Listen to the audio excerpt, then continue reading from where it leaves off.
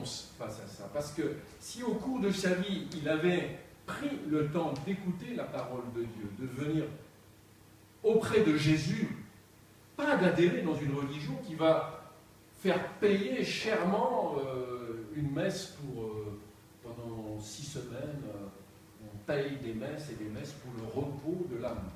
Mais le repos de l'âme ne peut s'obtenir uniquement que ici-bas.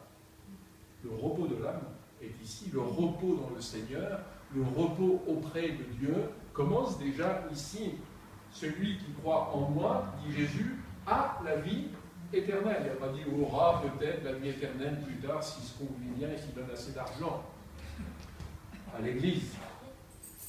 Mais c'est nous-mêmes l'Église. Nous sommes l'Église. Nous sommes l'Église, corps vivant du Christ. Nous sommes nous-mêmes rachetés du Christ.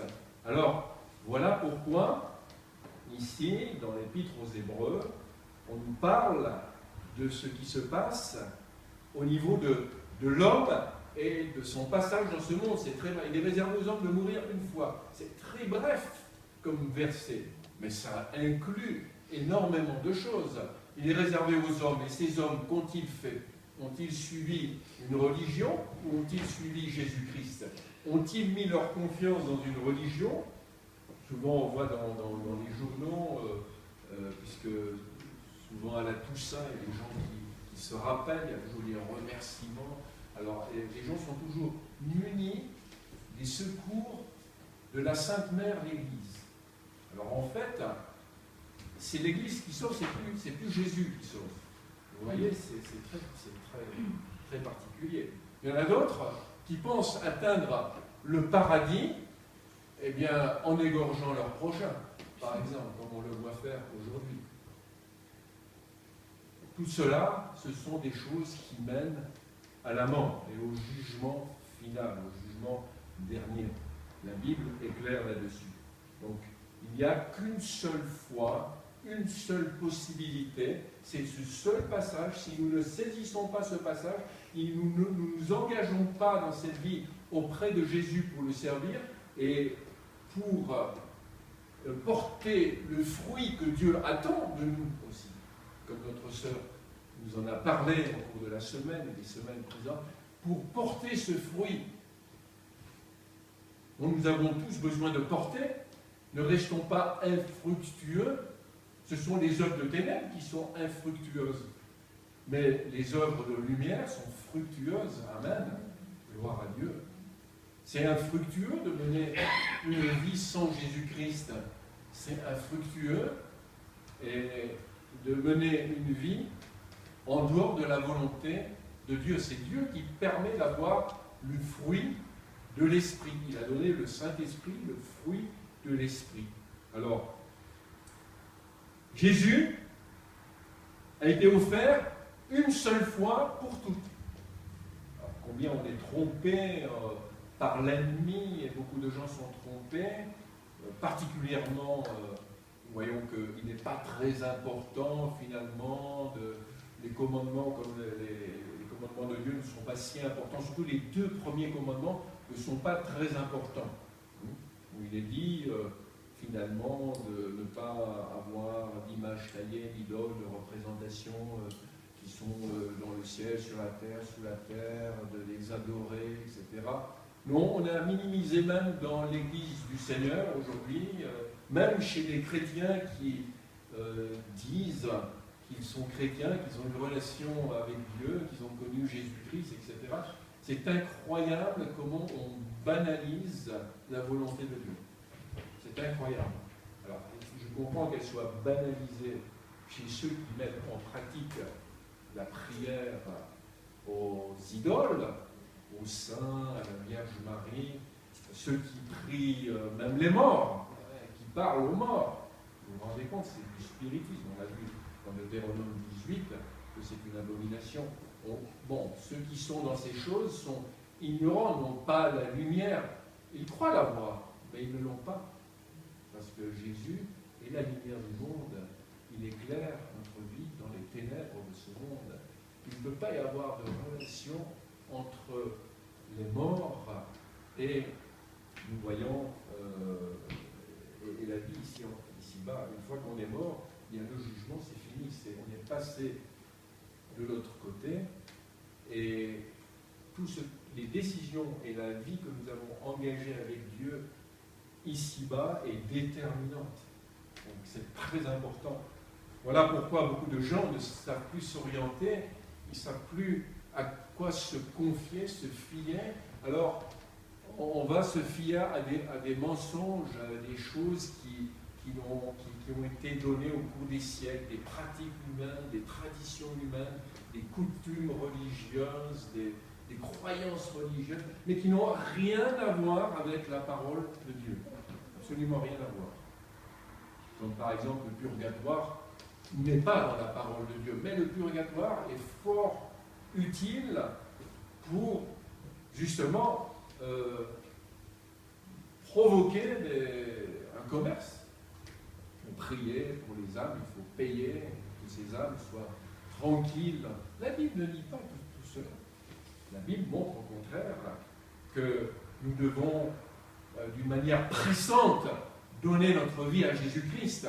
La Bible nous montre que l'Évangile, c'est un appel pressant, urgent. Il dit, aujourd'hui, si vous entendez sa voix, n'endurcissez pas votre cœur. N'endurcissons pas notre cœur. Il faut donner sa vie parce que personne ne sait ce que le lendemain sera fait. Personne ne peut savoir.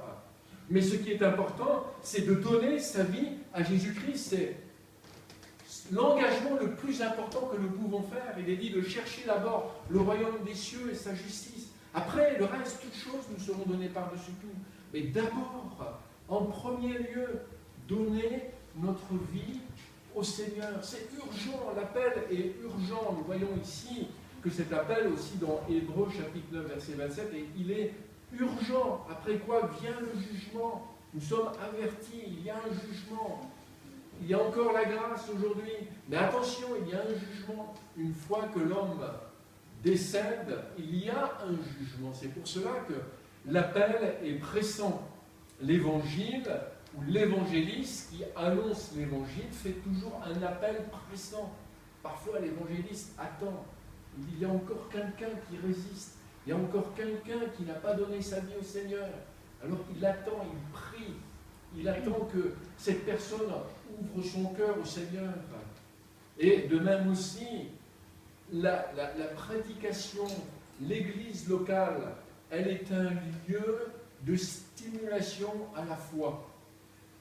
Si nous ne sommes pas joints, intégrés au corps de Christ, si nous ne sommes pas intégrés au Seigneur Jésus-Christ lui-même, si nous sommes séparés du corps de Christ, parce que Dieu a assemblé un corps, le corps de ceux qui sont vivants, régénérés par la parole de Dieu, et qui par la foi ont reçu le salut, la promesse de Christ, crucifié pour nos péchés, pour nos malédictions, pour nos fausses croyances, pour toutes les abominations. Tout cela, Jésus les a portés à la croix. Et quand nous apportons le fardeau de nos péchés, nous sommes débarrassés parce que les 10 commandements nous permettent de comprendre quel est notre péché. La parole de Dieu, même dans son entièreté, nous montre quel est notre péché. Et nous voyons qu'il est plus qu'urgent de donner sa vie au Seigneur. Le Seigneur a dit, le ciel et la terre passeront, et ma parole ne passera point. Que sert-il à un homme de gagner le monde entier s'il perd son âme? Vous avez vu récemment comment ce malheureux a perdu sa vie. Il était à la tête d'un puissant empire pétrolier, mais il ne pouvait pas, en se levant le matin, prédire ce qui allait lui arriver quelques heures après. Nous voyons que personne dans ce monde a conscience de ce qui peut lui arriver, mais s'il avait donné sa vie au Seigneur, s'il avait reçu Jésus-Christ comme son Sauveur et son Seigneur, même le Seigneur lui aurait ouvert l'intelligence pour comprendre qu'il y avait quelque chose.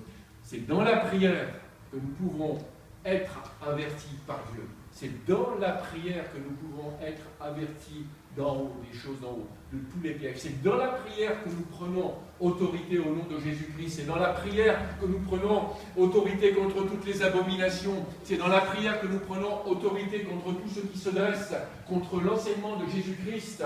Il n'y a pas de petites églises.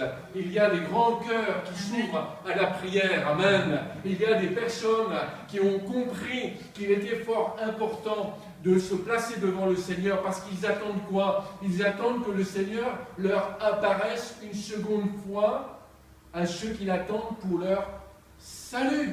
Alléluia!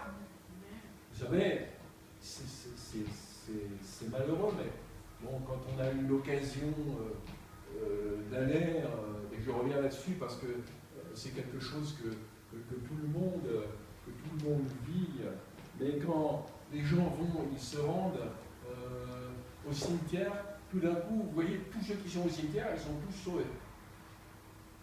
Vous en voyez combien qui adorent le Seigneur et qui font la volonté du Seigneur.